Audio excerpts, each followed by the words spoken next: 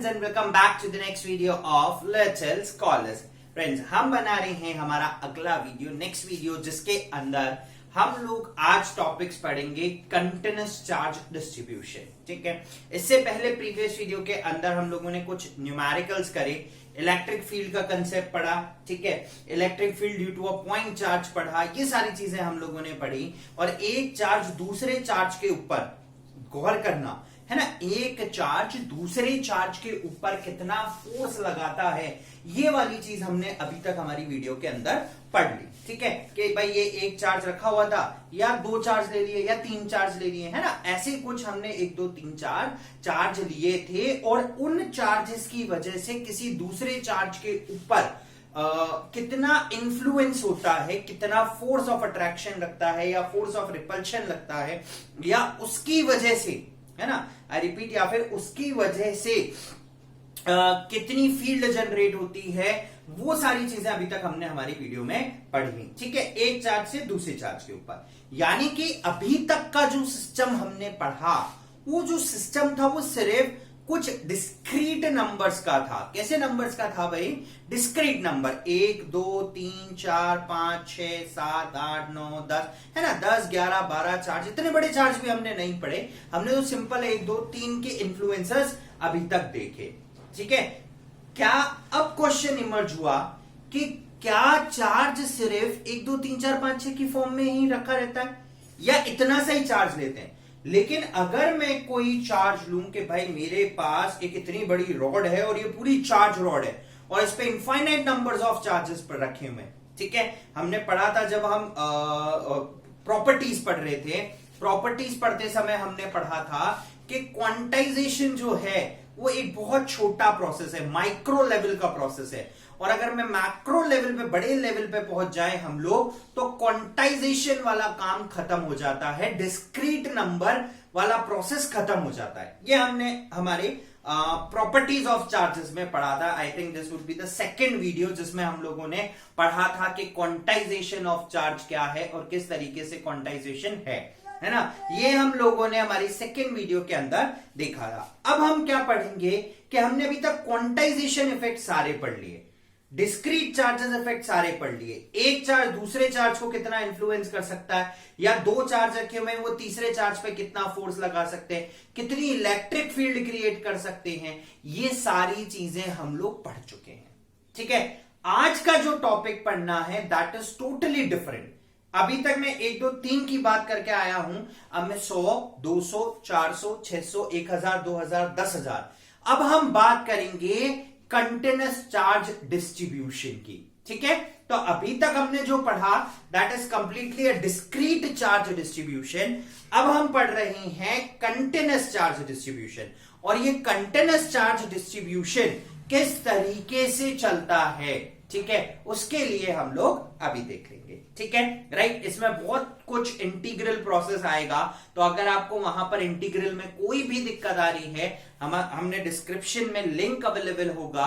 ठीक है, राइट. कल की जो वीडियो रहेगी हमारी 11th क्लास की, that is completely based on basics to integral. ठीक है, बेसिक्स टू इंटीग्रल में हम लोग वहां पर काम करने वाले हैं. ठीक है, चलिए. तो कंटिन्यूअस चार्ज डिस्ट्रीब्यूशन क्या होता है, राइट. कंटिन्यूअस चार्ज डिस्ट्रीब्यूशन का मतलब हुआ continuous distribution of charges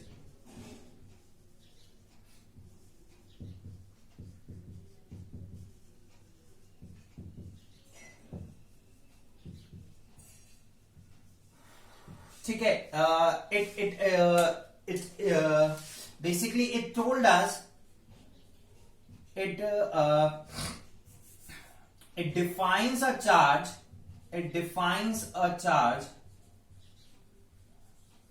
over an entire surface,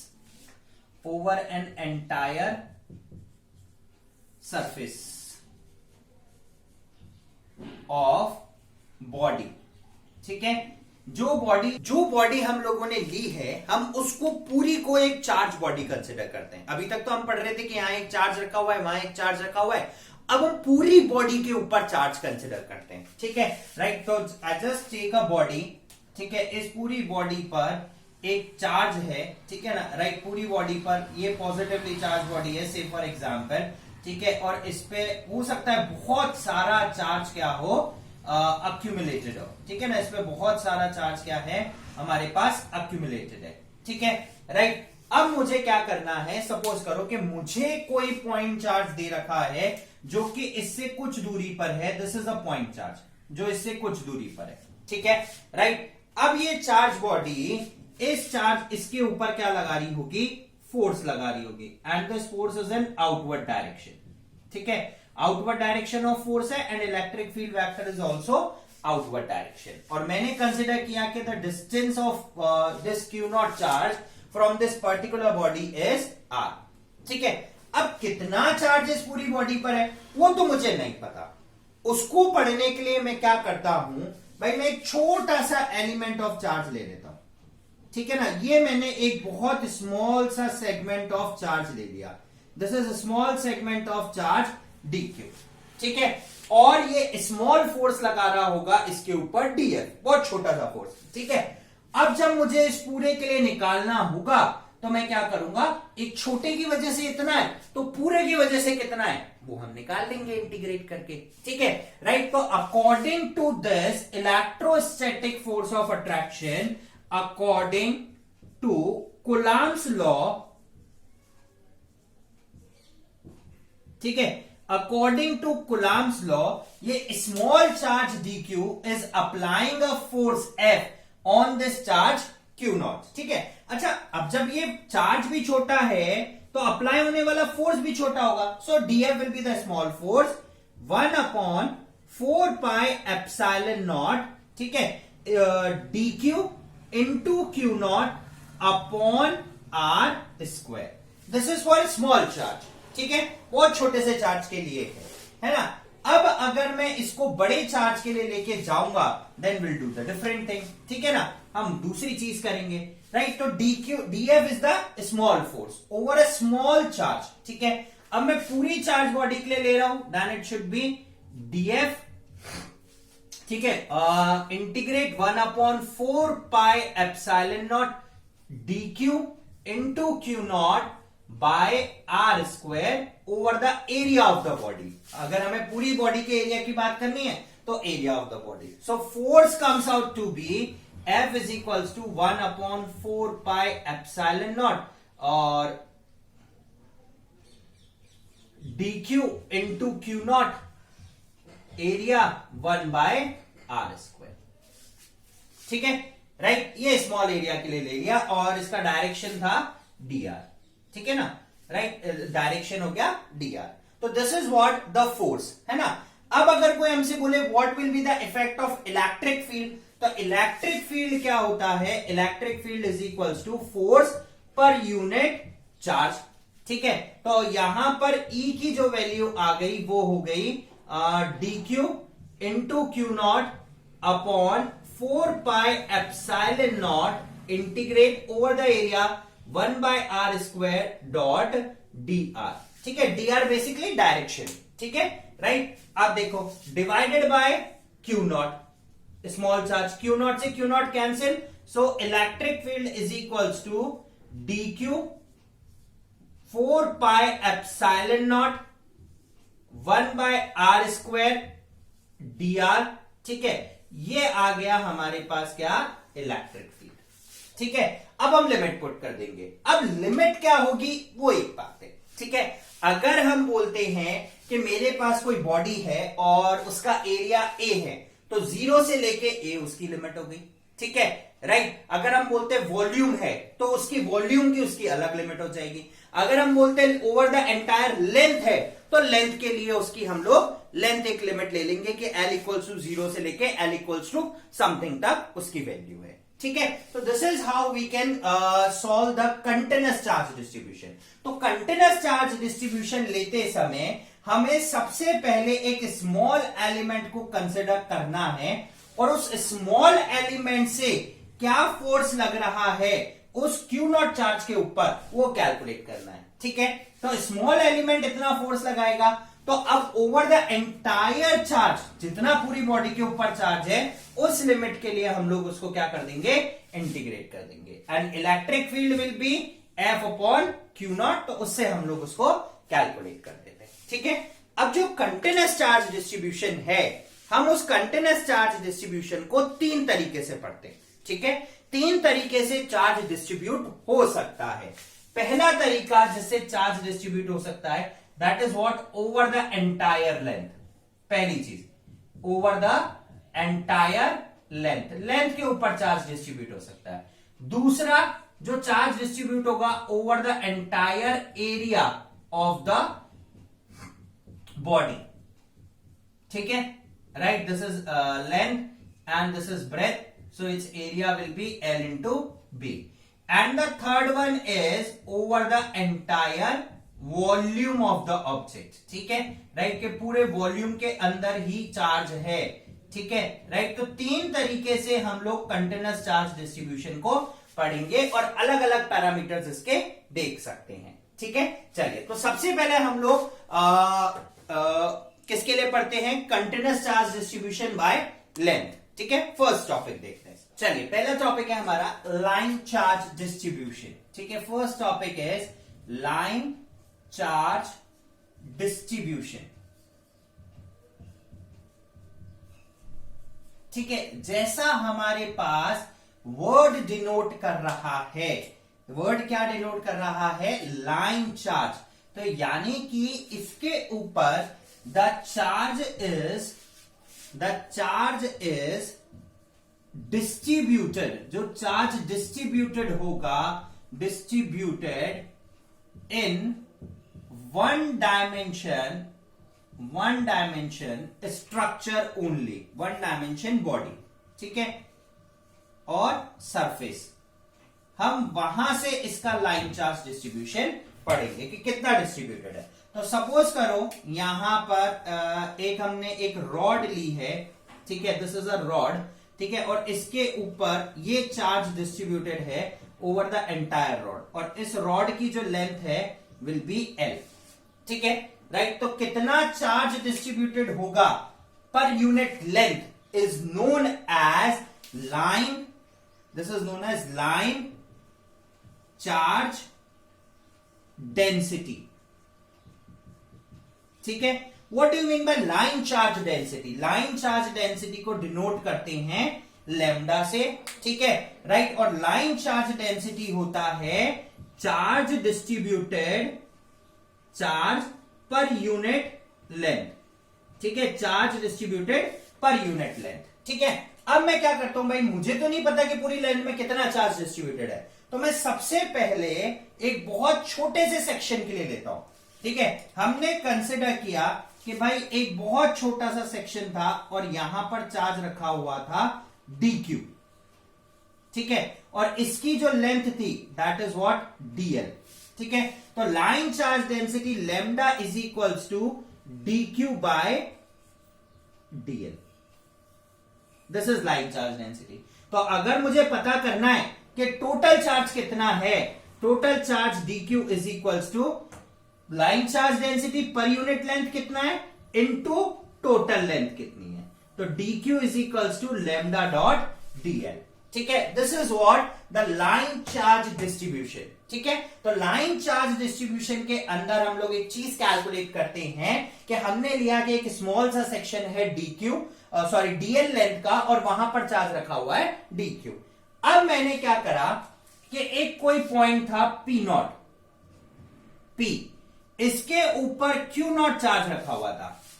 अब हम कैलकुलेट करते हैं कि इस चार्ज की वजह से इसके ऊपर कितना फोर्स लग रहा होगा, ठीक है, इस चार्ज की वजह से इसके ऊपर कितना फोर्स लग रहा होगा, ठीक है। तो इसके लिए जो फोर्स लगेगा it should be in outward direction F, ठीक है, और इसकी जो इलेक्ट्रिक फील्ड वेक्टर निकलेगा वो भी आउटवर्ड डायरेक्शन में ही निकलेगा, ठीक है ना। सपोज करो यहां से लेके यहां तक की जो लेंथ थी दैट लेंथ विल बी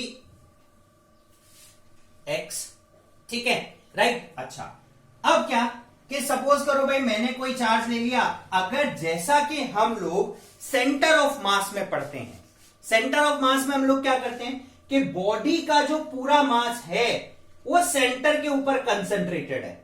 तो अगर पूरी बॉडी की लेंथ L, तो ये लेंथ कितनी हो गई L/2, तो वो तो पॉसिबल नहीं हो सकता। कि हम लोग L/2 लेंथ के लिए क्या करें, उसको कैलकुलेट करें। ठीक है, तो अब हम क्या करते हैं कि भाई हमने मान लिया कि यहां से लेके यहां तक की दूरी थी a। ठीक है, यहां से लेके यहां तक की दूरी कितनी थी, a मान लेते हैं। ठीक है ना, राइट। चलिए, तो अब हम निकालते हैं कि भाई ये स्मॉल चार्ज dq इस Q0 चार्ज के ऊपर कितना फोर्स लगा रहा होगा अकॉर्डिंग टू कूलम्ब्स लॉ। ठीक है, according to Coulomb's law force कितना लग रहा होगा, small force dF is equals to 1/4πε0 dq small charge Q0, और दूरी कितनी है यहां से यहां तक की, इट शुड बी x²। ठीक है, राइट। कितनी दूरी है यहां से यहां तक की, x² दूरी है। ठीक है, अब अगर मुझे टोटल फोर्स निकालना है तो मुझे उस फोर्स को क्या करना पड़ेगा, integrate dF is equals to 1/4πε0 dq small charge into Q0 by x²। ठीक है, right, over the entire length. ठीक है ना, राइट, पूरी लेंथ के लिए कितना हो जाएगा, L लेंथ हो जाएगी। नाउ इलेक्ट्रिक फील्ड कितनी होगी, E is equals to F/Q0। जैसे हमने इसमें F/Q0 रखा तो ये हो गया 1/4πε0। ठीक है, एक एक स्टेप देखें, Q0 से Q0 कैंसिल, dq/x²। ठीक है, कितना आ गया हमारे पास, dq/x² आ गया। ठीक है, राइट, dq/x²। अब यहां पर हमारे पास 1/4πε0 है, x² को इंटीग्रेट कर सकते हैं, लेकिन व्हाट अबाउट dq, मुझे यही नहीं पता dq चार्ज कितना है, तो हम dq की वैल्यू यहां से डालेंगे, तो electric field comes out to be 1/4πε0 lambda dot dl upon x²। ठीक है, राइट, x² dl। अच्छा देखो, यहां पे कंफ्यूजन क्रिएट हो सकता है भाई, dl और x² पूरी लेंथ है, तो अगर हम इसको dx भी कह दें पर यूनिट लेंथ, तो स्मॉल लेंथ का सेक्शन हम ले लेते हैं l। ठीक है, तो हम उस तरीके से भी इसको क्या कर सकते हैं, रिप्लेस कर सकते हैं। ठीक है, ये आ गया हमारे पास, तो electric field comes out to be lambda 1/4πε0 integration of 1/x² into, अब dx लिखना चाहें या dl लिखना चाहें, जैसे भी हम लोग लेना चाहें। ठीक है, जनरली हम लोग dl से डिनोट करते हैं। ठीक है, अब बात आती है लिमिट क्या होगी। सपोज करो यहां से यहां तक अगर कोई चार्ज बॉडी यहीं पर रखी हुई है, तो यहां से उसकी यहां तक दूरी, सबसे कम दूरी क्या है, a। तो सबसे कम दूरी कितनी, a, और मैक्सिमम दूरी चार्ज बॉडी यहां रखी हुई हो सकती है, तो ज्यादा से ज्यादा दूरी कितनी हो सकती है यहां पर, मैक्सिमम दूरी a+l। तो यहां से यहां तक की दूरी कितनी हो गई, a+l। ठीक है, अब हमें इसको इंटीग्रेट करना है, सिंपल सी चीज। ठीक है, इंटीग्रेट करने के लिए e बाहर, लैम्डा अपॉन 4πε0 बाहर, x की पावर -2 का इंटीग्रेशन। ठीक है, x की पावर -2 का इंटीग्रेशन होगा -2 + 1 अपॉन -2 + 1, a से लेके a+l तक के लिए। तो E is equals to lambda upon 4πε0, ये बचा 1/x, और वो भी किसका, माइनस का, so it should B minus का 1/x, a से लेके a+l। ठीक है, so it should B upper limit minus lower limit, तो यहां से E की वैल्यू निकलेगी लैम्डा अपॉन 4πε0। ठीक है, राइट, 1/a+l माइनस 1/a, ये वैल्यू आ गई। ठीक है, तो लैम्डा क्या है यहां पर मेरे पास, चार्ज पर यूनिट लेंथ। ठीक है, तो इस तरीके से हम लोग क्या करेंगे, कैलकुलेट करेंगे लीनियर चार्ज डिस्ट्रीब्यूशन। ठीक है, तो आपको क्या करना है, सबसे पहले एक छोटे से सेगमेंट के लिए लेना है, और उसके बाद उसको इंटीग्रेट करना है पूरी की पूरी लिमिट के लिए, और यहां पर हमें dq स्मॉल चार्ज की वैल्यू किससे रिप्लेस करनी है, चार्ज डेंसिटी से, लीनियर चार्ज डेंसिटी से।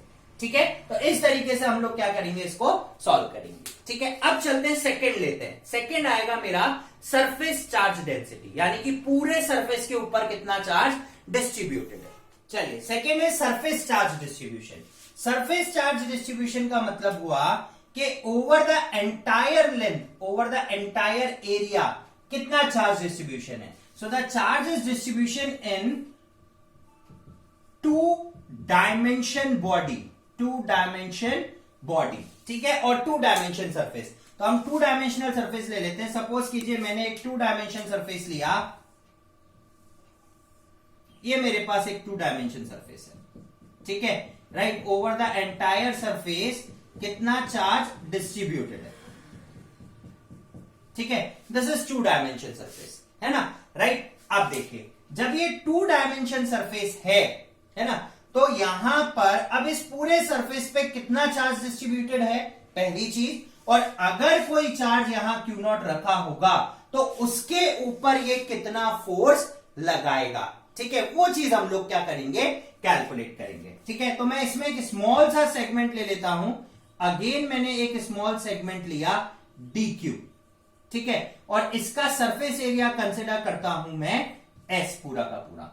यहां पर एक चार्ज रखा हुआ है Q0, ठीक है, ये चार्ज इस चार्ज के ऊपर फोर्स लगा रहा होगा और यहां से यहां तक की दूरी है R। इस फोर्स का लगने का डायरेक्शन होगा आउटवर्ड, और इलेक्ट्रिक फील्ड वेक्टर भी किस डायरेक्शन में होगा, आउटवर्ड डायरेक्शन में, ठीक है। जैसे हमने लीनियर चार्ज डेंसिटी निकाली थी, उसी तरीके से हम लोग कैलकुलेट करते हैं सरफेस चार्ज डेंसिटी, ठीक है। सरफेस चार्ज डेंसिटी का मतलब कि सरफेस पे कितना चार्ज है प्रेजेंट पर यूनिट वॉल्यूम, कितनी चार्ज की डेंसिटी है।